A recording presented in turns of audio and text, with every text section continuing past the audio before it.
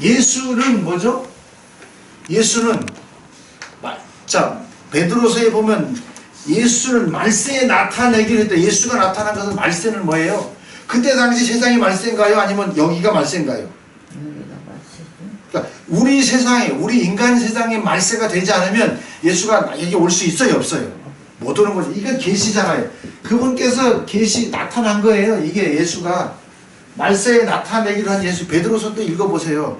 말세는요 우리 세상 우리 생각의 끝이 말세인 거예요. 그러니까 신명기 31장 20절입니까? 하나님의 진노는 쉬지 아니하는데 너희가 말세에 이것을 깨달으려니까 네가 나는 안 되는구나 나는 안 되는구나 할 때 너가 이걸 깨닫는다고 했단 말이죠.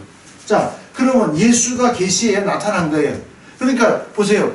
예수께서 아기 예수가 예루살렘 온 유대 땅에 오니까 온 유대가 소동한지라 그러는데 예수님이 태어날 때 그분이 그리스도인 줄 안 사람도 없지만 그때 유대가 소동했어요? 안 했어요? 했어요. 언제 소동해요? 유대가 소동한 적도 없는데 온 유대가 소동했다는 말은 유대인들 속에 예수가 오니까 그 시간적 개념이 아니라 지금 여러분 안에 예수가 와야 소동하는 것이죠. 그 소동한다는 말을 또 다른 말로 말하면 요한복음 2장에 가나 혼인잔치잖아. 가나는 갈 때 말씀을 측정하는 하나님의 지금 기준이란 말이죠. 혼인잔치에 예수의 어머니도 예수도 초청받았잖아요. 예수가 오니까 포도주가 모자랐다는 말을 설명했잖아요. 포도주는 그들이 먹었던 말씀이잖아요. 근데 예수가 안 갔으면 거기에 포도주가 모자라요? 안 모자라요? 자기가 옛날에 알았던 것으로 충분했죠. 예수가 오니까 포도가 모자라는 것이죠. 그 포도주가 모자랐다는 말의 의미도 우리가 그렇게 깨달아야 되고 포도주가 떨어졌다면 그 당시에는 혼인집에 절대 포도주가 떨어지지 않아요. 그들이 먹는 음식이 우리가 먹는 음식처럼 그 사막에서 나는 깊은 곳에서 나는 게 아니라 흐르는 물을 먹으면 이질 설사들이 많잖아요. 포도주가 우리 의학적으로 이질 설사를 예방하잖아요. 윗병도 예방을 해주잖아요. 바울이 디모데한테 너희가 지금 내 위 아픈 걸 아는데 포도주도 조금 쓰라. 물만 쓰지 말고. 그 말은 그냥 이렇게 그냥 율법으로만 하지 말고 포도주. 그 사람이 살 거냐 죽을 거냐 결단하는 지금 좀 그런 말도 좀 쓰라 그 말이거든요. 그건 넘어가고. 자 보세요. 요한복음에서 말하는 포도주 그러니까 물통에다가 지금 물을 부으라고 하잖아요. 그건 뭐죠? 유대인의 결례는 밖에 갔다 오면 손 씻고 하는 그 유대인의 결례 6 항아리 그것에 그 너희들이 하는 그 제사 예법 너희들의 정결 의식은 하나님 예수께서 뭐라고? 벌써 아니라고 지금 무시하는 거잖아요. 만약에 포도주가 모자라면 포도주 거기에다 부어야지 물을 갖다 부어야죠. 그리고 또 나중에 수가성 여인에게도 아니면 병 고치는 것을 통해서도 예배하는 것도 하나님께 예배하는 것은 성전과 장소가 산이든 성전이든 있다 없다? 없다. 그러니까요. 지금 그 당시에 지금 그런 걸 전부 부인하는 거잖아요. 지금도 그걸 부인해야 되는 거죠. 맞아요? 김세훈 박사 같은 분은 그것을 이제 구약의 시대가 가고 예수 시대가 왔다 하는 것을 나타낸다. 그분도 컨퍼런스 하는 걸 보면 우리처럼 완전하게 신학적으로 얘기했지 우리들이 그리스도라는 걸 자각해서는 말을 못하죠. 그럼 반딱 매장이 될 텐데. 그분 컨퍼런스 제가 들은 거 많이 알죠. 모르겠어요. 우리나라에서는 인정해주는 그런 분이지만 그러니까 논리적인 설명일 뿐이에요. 사실은 제가 하는 것도 논리적인 설명이죠. 따지고 보면 잘 보세요. 거기에서 물 떠온 자들만 안다 그랬잖아요. 제자들만. 그 어머니야 내 때가 아직 준비 안 된 여자야 그러잖아요. 뭔 소용이 있느냐. 근데 그 마리아는 먼저 뭐죠? 하나님께 은혜를 입은 자잖아요. 여러분 하나님께 은혜를 입었다는 말이 의미가 뭡니까? 하나님 예배소서 2장에 은혜 설명했잖아요. 은혜는요 하나님 즉 예수가 그때 마리아하고 산거 예수를 마리아가 낳지만 은혜를 입었다는 말은 무슨 말이냐면 예수가 사실은 부활해서 하나님이 본체가 오신 건데 은혜를 입었다는 말은 마리아의 율법의 지식을 어떻게 복음의 지식으로 깨달았다는 말이죠. 그러니까 예수를 잉태할 수 있을 만한 심령을 하나님 만드신 것이잖아요. 예, 은혜를 입었다는 말은 십자가 사건이 마리아에게서 일어났다는 얘기죠. 그러니까 요셉은 율법에서 의로운 자지만 동침지 않았다는 말은 요셉의 깨달음과 마리아의 깨달음이 틀리다. 그러니까 만약에 바깥에서 설명을 하면은 이런 거예요. 자, 그때 당시에 정혼했잖아요. 결혼하기 전에 정혼하면 남녀가 동침을 할 권한을 준 거예요, 안 준 거예요? 그 당시는 고난을 줬죠, 줬잖아요. 근데 동침치 아니하더니는 말은 무슨 말이에요? 마리아의 깨달음과 요셉의 깨달음이 기노스고 지식이 같이 아니하더니 그 말이잖아요. 그러니까 나는 너를 수용 못하겠다. 근데 누가는 또 마리아를 어떻게 보냐면 이 비천한 여인 그래요. 그 비천한 여인은 남편이 있는 여자예요? 아니면 그냥 여자라는 말이에요? 그 당시로 말하면 여자 사람 취급도 안 했는데 보세요. 누가의 보는 시각과 마태는 지금 구약의 요셉의 아들로, 물론 누가도 이제 그렇게 누가복음 3장 38절에 하나님의 아들로 묘사를 하죠. 아담 이상은 하나님이라고 지금 족보를 유일하게 예수서부터 시작하는 족보가 누가복음 족보잖아요. 그러니까 지금 마태는 그 이사야서 얘기나 모든 것들을 다 지금 인용해가지고 구약적으로 하나님은 신의 아들로 묘사를 하는 것이고, 누가는 수태하잖아요. 수태고지잖아요. 마치 누구죠? 그 친척 엘리사벳. 예.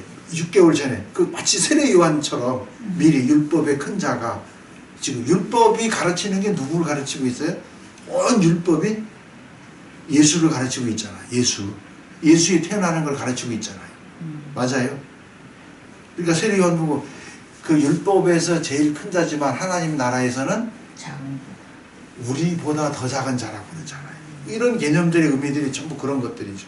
그러니까 마태의 예수님의 그 출생하는 것과 누가가 또 모세가 말하는 것과 지금 예수님의 출생하는 것들을 또 에레미야서나 또 시편에서 예수님의 출생에 관한, 이거 지금 다는 아니지만 이런 것들을 묘사하는 거 보면 예수는 사람으로 오시는 거죠.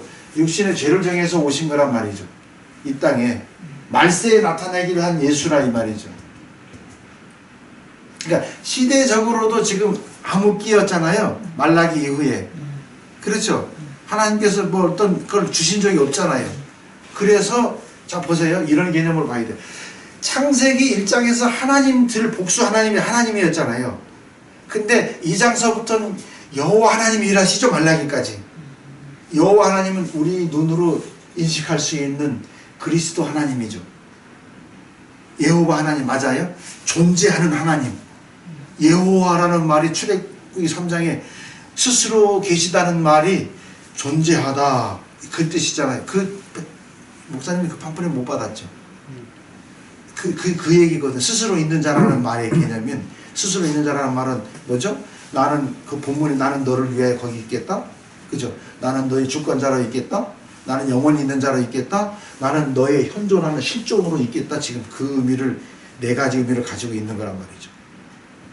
그러니까 말라기까지 여호와 하나님이 일하시다가 신약에 와서는 하나님께서 누구로 일해요?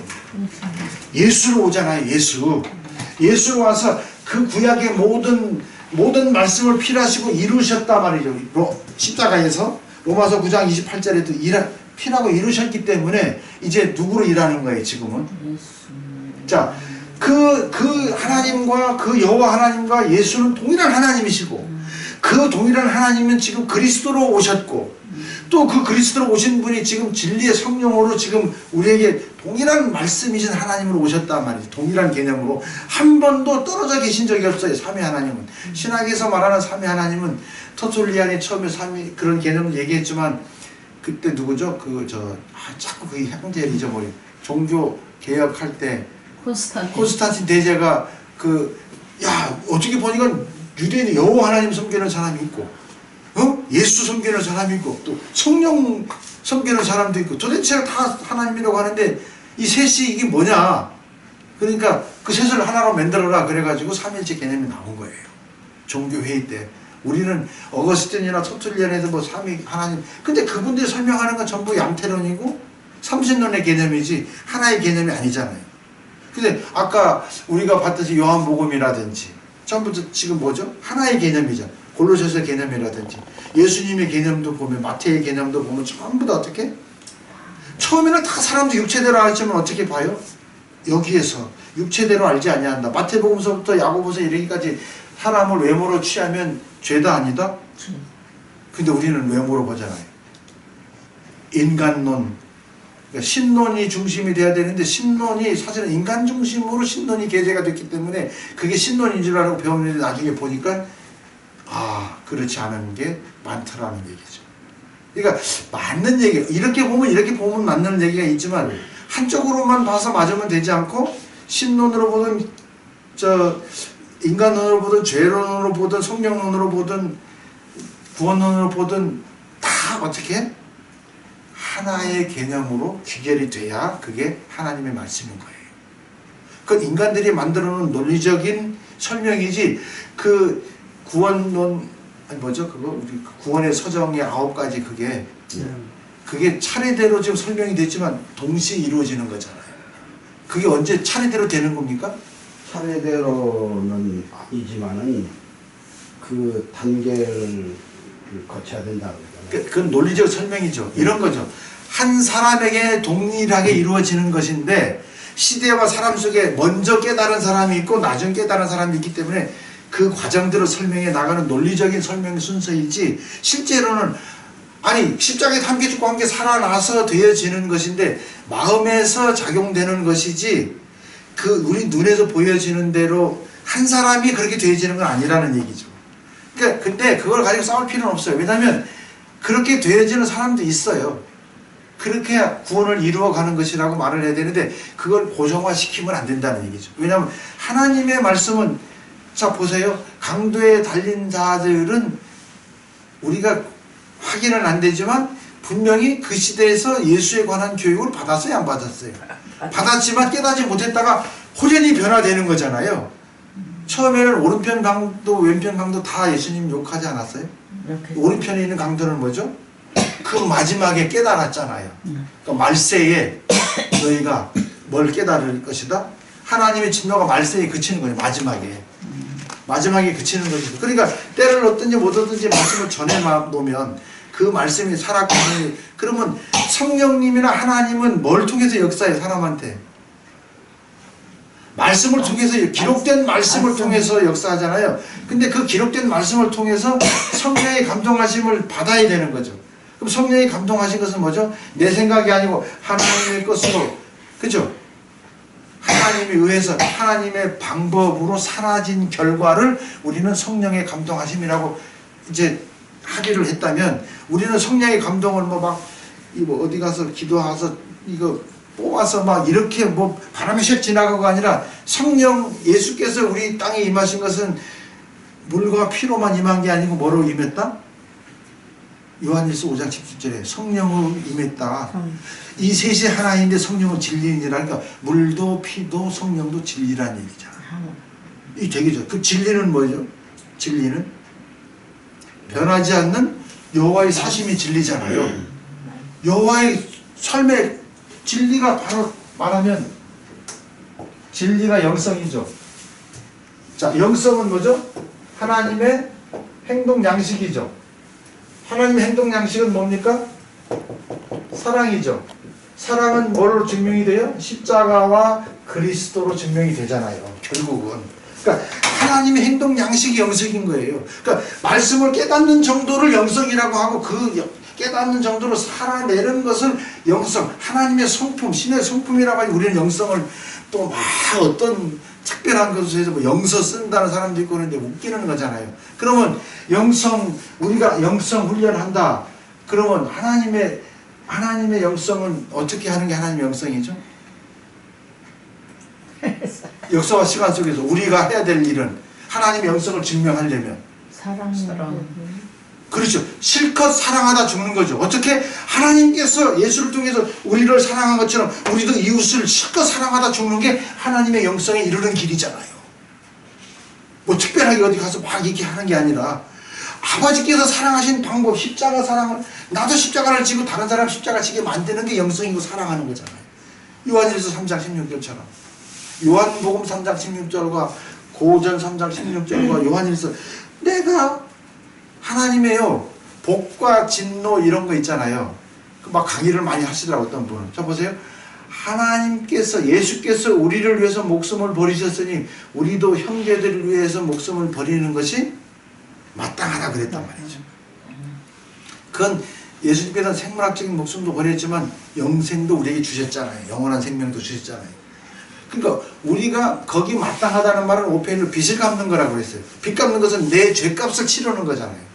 근데 처음에는 우리가 하나님의 은혜를 값없이 받은 것 같았지만 사실은 하나님은 자기 피, 자기 목숨을 우리에게 대신 주고, 그렇죠? 대신 주고 이제 어둠을 가져가시고 사망을 가져가셨잖아요. 그럼 나는 그게 값없이 받은 건데 따지고 보니까 하나님이 피값으로 사셨네요.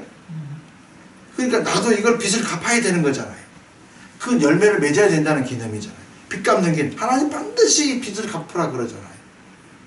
열매 맺는 거잖아요. 그러니까 그 은혜를 인하여 믿음으로 구원받았으니까 믿음은 믿음의 목적에 이르게 하는 영혼의 구원을 되돌려 받는 거기 때문에 내가 줘서 되돌려 받는 거예요. 하나님께서 예수에게 구원을 주셔가지고 우리에게 줬더니 우리가 다시 하나님께 돌려드리는 거잖아요. 돌려드리니까 그 얘기는 무슨 말이에요? 돌려드릴 때 아버지께로 갈 때는 수송아지 대신 뭘 가지고 가야 돼요?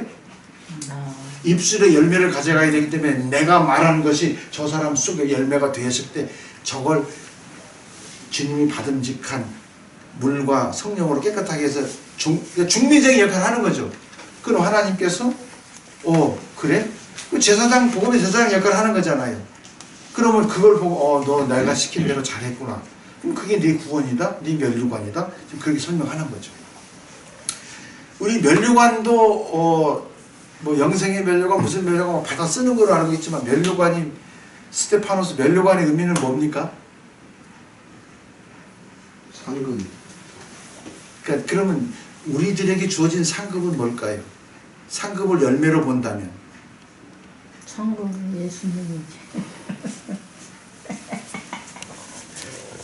그 면류관의 개념도 이제 한번 성경에서 찾아보겠습니다.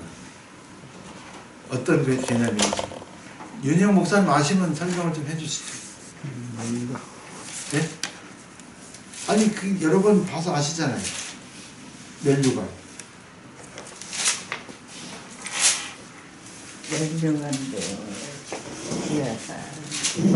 근데요 질문 좀 해주세요. 네네네.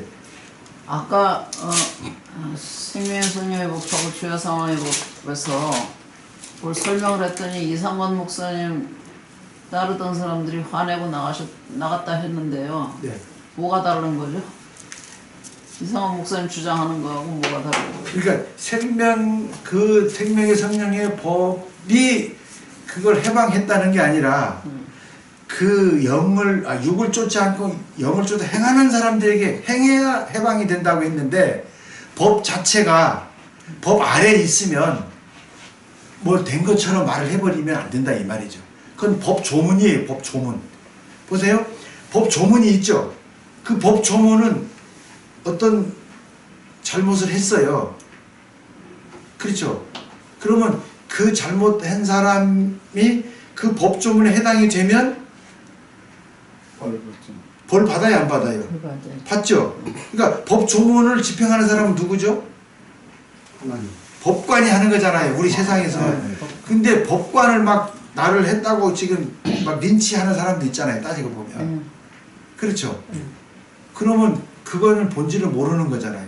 그 사람은 법관이니까 그 법을 집행만 했을 뿐이잖아요. 생명의 성령의 법은 뭐죠? 법은? 도잖아요. 도. 길. 그러니까 삶의 이치를 말하는 거잖아요. 근데 그게 살아야 되잖아요. 생명의 성령의 법이 열매를 맺어야 되잖아요. 그러니까 그리스도 안에 있는 생명의 언약이 돼야 되는 거죠. 약속은 뭐죠? 법을 적용해서 지켰는지 안 지켰는지 여부를 지금 확인하는 게 언약이란 말이죠. 언약은 그냥 맺는 게 아니라 언약은 베리트 쪼개는 것. 하나님께서 여기 나를 지나가 보는 거잖아요. 그러니까 로마서는 그냥 법정적 용어로 봐야 돼요.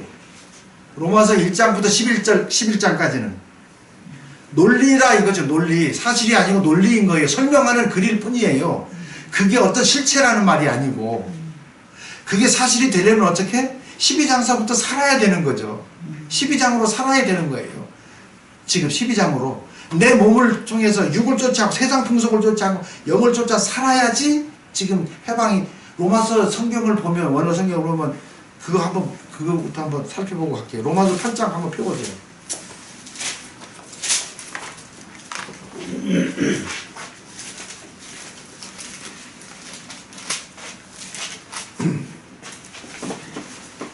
자, 그러므로 이제 그리스도 예수 안에 있는 자에게는 결코 정죄함이 없나니, 그러니까 정죄하는 게 없다는 얘기죠. 그렇죠?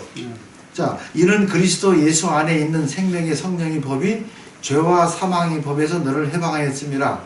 자, 율법이 육신으로 말미암아 연약하게 할 수 없는 그것을 하나님은 하시라니. 그러니까 하나님의 사람은 하시라니. 맞아요? 아니, 하나님만 하면 안 되잖아요. 내가 해야 되지. 하나님의 사람을 하시나니 곧 죄로 말미암아 자기 아들을 죄 있는 육신의 모양으로 보내어 육신의 죄를 청하사. 육신의 죄를 정했죠. 잘 들으세요. 자, 육신을 따르지 않고 영을 따라 행하는 우리에게 율법의 요구가 이루어지게 하게 하심이라. 분명히 여기 뭐죠? 우리도 예수님처럼 생명의 성령의 법은 구원의 근원인 법 조문일 뿐이잖아요.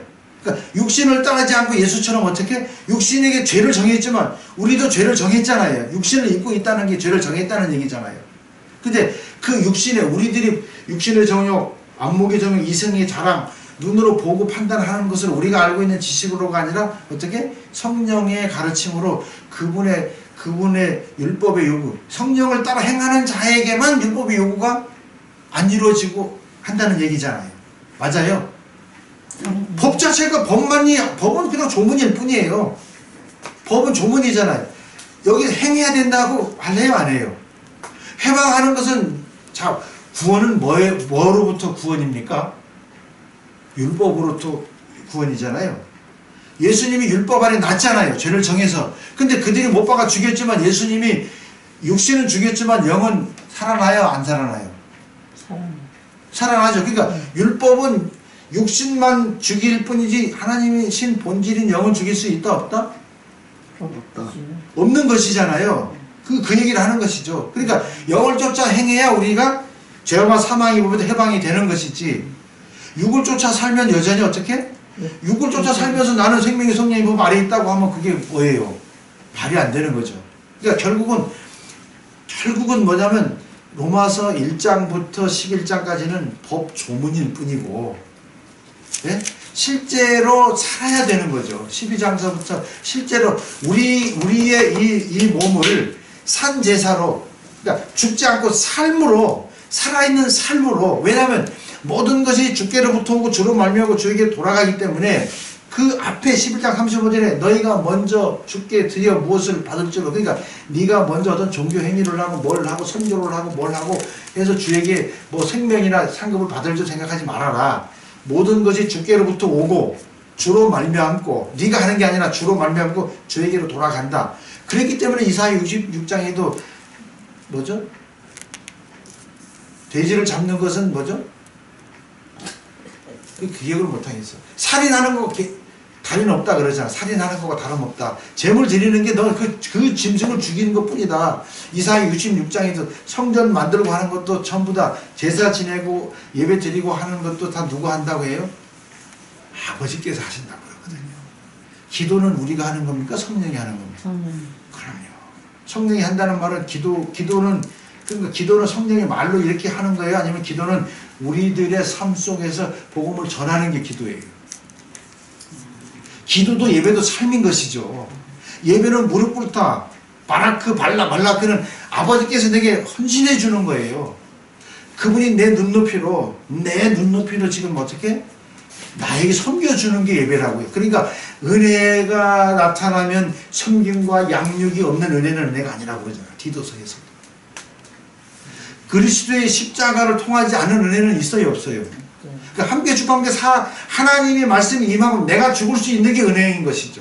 그러니까 십자가 은혜가 도론 선물이라고 제물이 된 거죠. 하나님이 나에게는 선물이지만 그분은 우리의 제물이 되어주신 거예요. 이게 은혜인 거예요. 근데 나중에는 내가 선물을 받은 것 같았는데 나중에 열매 맺으려고 보니까 그게 공짜가 아니고 어떻게 내가 빚 갚아야 되는 거였구나 라는 걸. 그 예수님이 그걸 보여주셨잖아요. 너희도 나처럼 죽어야 된다. 하나님의 영광에 들어가려면 반드시 고난도 함께 받아야 된다. 그 고난은 내 목숨이 죽는 걸 말하는 거잖아요. 고난을 통하지 않고는 순종을 배울 수 없죠. 우리는 히브리서 12장 말씀 진리를 행한 후에 하나님의 구원을 기다려야 되는 거예요. 진리를 행하지 않고는 안 되는 거죠. 그냥 법 아래 있다고 되는 게 아니란 말이죠. 법이 생명이 되게 해야 되는 것이죠. 법은 말 그대로 법 조문이지 않습니까? 그렇잖아요. 법이 생명인가요? 아니잖아요. 법이 집행을 해봐야 되는 거잖아요. 그게 진짜인지 아닌지 지나가 봐야 되죠. 심판을 해봐야 되는 거잖아요. 그걸 불로 태운다는 말이 그 말이에요. 법 집행해보는 것이. 하나님이 지금도 하나님의 법을 우리에게 적용하면 우리가 지금 1초 동안 목숨을 지탱할 수 있어요? 없어요? 그렇죠. 그 말을 하는 거죠. 지금. 지금 그 얘기를 하는 거예요. 하나님은 절대 주권이란 말이죠. 우리는 절대 주권에 순종하려는 의지의 자유를 줬을 뿐이지 순종이 제사보다 낫다는 말이 그 말이잖아요. 순종은 누가 순종이에요? 순종은 예수 십자가가 순종일 뿐이죠. 다른 게 아니에요. 우리는 그걸 힘입어서 한다는 말은 뭐죠? 그러니까 영원한 자존적이고 스스로 계시는 영원하신 분이 유한하고 의존적인 아담 창조는 하나님을 의뢰하야만 지금 창조의 목적이 완성이 되기 때문에 우리에게 와서는 우리는 반드시 뭘 통해야 돼요? 근데 사람은 자기 멋대로 살아버리니까 하나님이 피할 길을 준 것이 무지개 혹은 가지고 마지막엔 예수, 우리하고 똑같은 사람의 모습으로 계속 사람을 통해서 보내고 우린 선지자를 보내도 아무도 안 믿었기 때문에 안 되겠다. 내가 직접 예수 안에 하나님이 직접 들어와서 내가 보여주겠다. 그래가지고 그 5장 16절에 하나님께서 그리스도 안에 계셔서 세상을 십자가를 통해서 우리하고 화목하게 하시고 화목하게 하는 말씀을 부탁했다고 하신 말이 그 말이죠. 하나님이 돌아가셨다는 말이 거기 처음 나와요. 성경에서 유일하게. 이게요, 우리는 진짜 이게 그 하나님의 의미를 정확하게 알지도 못할 뿐더러 하나님께서 우리에게 알게 하신 하나님은 빛이고 영이고 뭐 아버지고 하지만 하나님은 하나님이에요. 그냥 스스로 계시는 분이기 때문에 우리가 알 수 없어요. 다만 우리에게 알게 하신 것은 자, 우리에게 주어진 나를 창조하신 창조주와 또 나를 원래 하나님의 뜻대로 살게 하시는 그 하나님이라고 하는 것 외에는 그러니까 하나님의 사역에 하나님의 창조 사역과 완성 사역에 우리는 뭘로만 동참한 거예요? 죄인된 것으로밖에 동참한 게 없어요. 그러니까 그 죄를 하나님이 묻지도 않고 따지지도 않고 그 죄가를 없애가지고 이제 하나님 뜻대로 살게 하는 것이 창조한 목적인 것이 그게 성령으로 인된 말씀이 육신때 우리 안에 거하신다는 말인 것이죠. 이것은 시작이면서도 어떻게 결과인 것이죠. 따지고 보면 그러니까 이런 개념으로 우리가 성경을 이해를 해야 되지 하나님 우리 알지도 못하면서 안다고 얘기하잖아요. 하나님은 어떻게 우리가 알 수 있어요? 알게 하신 것만큼 그러니까 나하고 하나님하고 나하고의 관계는 뭐죠? 사랑과 순종의 관계밖에 없어요. 하나님 나를 사랑하고 나는 순종해야 되는 관계.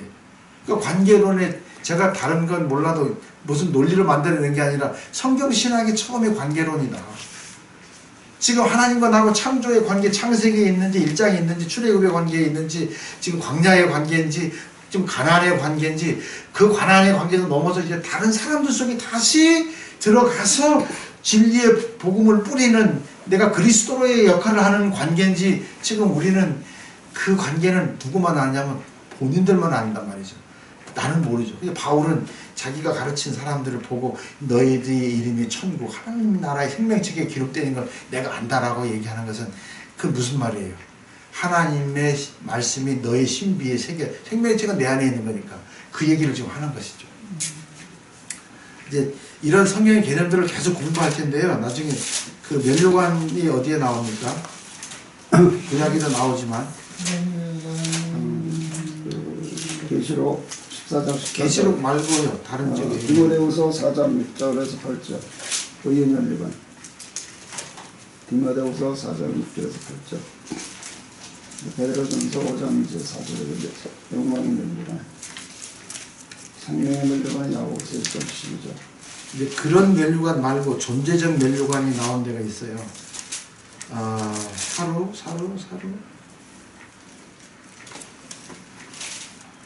내가 이렇게 했죠.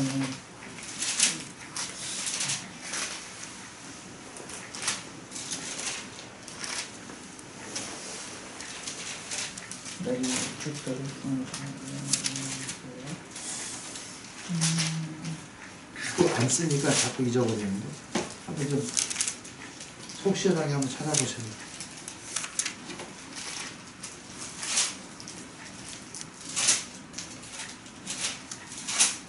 살로 살점에서 찾아야 될 것 같은데.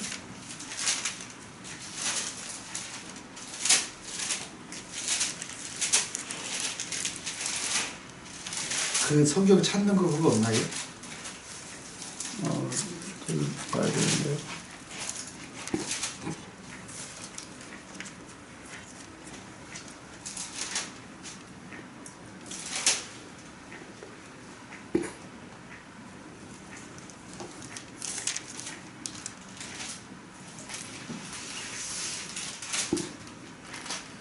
대사로니까전서 2장 멸류관이 무엇이냐 아닌가? 그러면 우리 주의 사표가 아니야.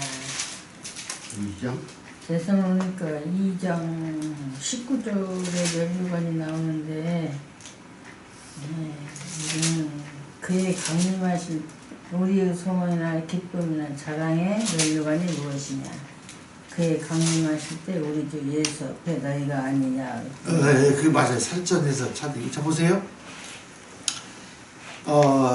기쁨이나 자랑이 멸류관 그거 아니냐, 그러니까 너희가 아니냐 그러니까 바울이 데살로니가 교인들에게 지금 너희가 내 멸류관이다 이 말이죠.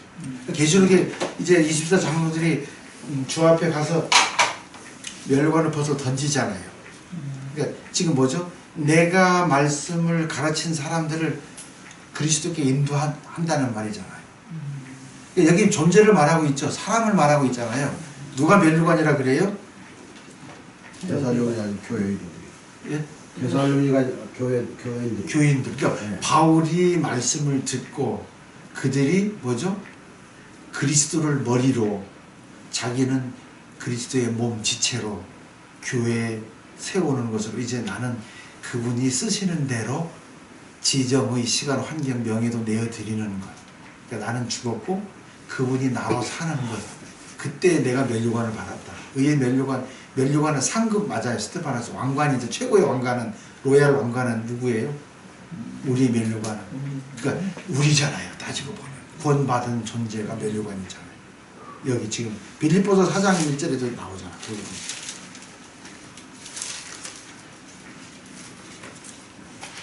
그죠? 그러므로 나의 사랑하고 사모하는 형제들아, 나의 기쁘며 멸류관이 사랑하는 자들아, 이와 같이 주 안에서. 멸류관을 지금 존재로 표현하고 있잖아요. 맞아요?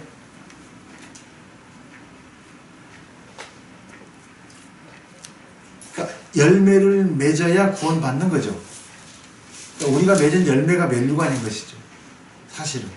그러니까 그러니까 물론 이제 설명하기 위해서 하나님의 복음을 설명하기 위해서 뭐 영생의 멸류관 무슨 멸류관 하지만 그 멸류관은 어떤 존재적이고 상태적인 것으로 되어져야 되는 거란 말이죠. 그렇지 않으면 멸류관이 될 수가 없죠. 멸류관은 마지막 뭐죠? 상급 열매. 우리의 상급 열매가 누구예요? 예수. 말씀을 가르치는 자. 그렇죠. 그러니까 그 5달란트, 2달란트, 1달란트 그 맡긴 종들이 있잖아요. 주인이. 이제 어디 외지 갔다 오면서. 그러니까 5달란트 받은 자는 5달란트 남겼잖아요. 2달란트 남기고. 근데 돌아와서 회개할세 그러잖아요. 회개는 결산할세. 그런데 그 회개라는 말이 로고스라는 말을. 그러니까 달란트는 결국은 주님이 주신 말씀의 생명을 말하는 거예요. 그러니까 5 생명을 살리니까 뭐라고 그래? 너 이거 네 거 해라 그러잖아요. 그래서 베드로 사도 또 그걸 깨달은 거야. 믿음이 결국은 영혼의 구원을 받음이라 그랬는데 받음이라는 단어가 코스모스의 동사형인 콤이죠. 땅에 심은 대로 거둬야 안 거둬요, 우리도 곡식을. 그러니까 심은 대로 되돌려 받는 게 그게 내 멸류관이고 상급인 것이죠. 그게 영혼의 구원을 되돌려 받음이라. 지금 그런 개념들인 거예요, 성경에서. 그러니까 여러분들이 먹인 양들이 내 멸류관이지. 그러니까 성경에서 양식, 음식을 교제했다는 말은 말씀을 나눴다, 성찬, 교제했다는 말로. 그걸 우리가 해야 될 일. 그러니까 성경에서 양식은 먹는 쌀, 또 이 말씀, 이 양식, 그 다음에 해야 될 일, 그 다음은 환경에 넘어지지 않고 환경을 이기는 것이 하나님의 양식인 거예요. 신명기 28장처럼. 요한복음 4장에서는 나는 너희들이 뭐 예수님께서 뭐 제자들이 누가 음식을 갖다 줬느냐, 왜냐면 자기는 음식 사러 갔는데, 근데 나는 너희들이 모르는 양식이 있다. 이 양식이 뭐라 그래요? 하나님의 온전히 하는 것이다. 그러니까 일하는 게 양식인 거예요. 그러니까 밥값하는 거죠, 예수님. 그러니까 그냥 밥 먹는 이런 게 아니라, 그럼 성찬은 뭐예요? 성찬은 결국은 지금 우리가 지금 뭘 하는 거죠? 지금 서로 떡을 떼고 지금 이게 진정한 성찬인 것이죠. 이게 성찬인 거예요. 그 예수님이 그랬어요. 너희가 이것을 알고 행하면 복이 있을 텐데. 복은 영생인데. 그러니까 지금 교회에서 성찬식 하지 말라고 하면 안 되죠. 그러니까 지금 뭐 화채설, 뭐 영적 임재설, 그건 전부 다 잘못된 얘기잖아요. 이미 지금 성찬식에 쓸 떡은요, 하나님의 말씀을 깨달은 인간이 된 자들. 창세기 2장 1절에 천지와 모든 만물이 이르니라. 만물이 짜봐, 군대, 떡, 우리 성찬에 쓸 떡. 하나님의 군대는 뭐죠? 성령이 그 말씀이잖아요. 그러니까 우리가 뭘로 준비된 거예요? 우리가 성찬의 떡으로 준비된 거죠.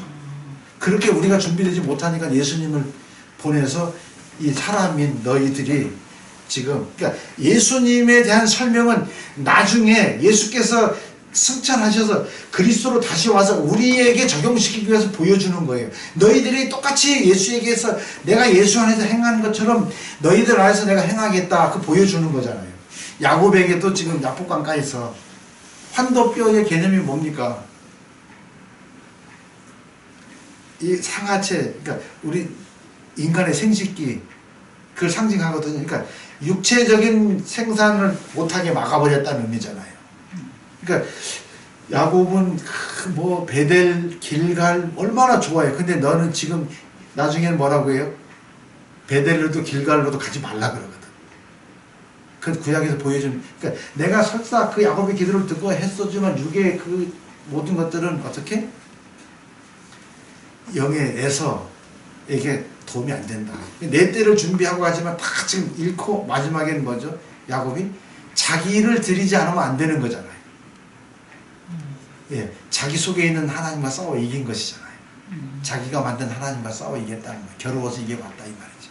거기에 말하는 자기 하나님, 우리는 저 하나님하고 싸워서 이긴다는 개념이 아니라 막 대단하게 이게 아니라 여기에서 네가 만든 하나님하고 싸워서 네가 이겼다 하는 얘기잖아요.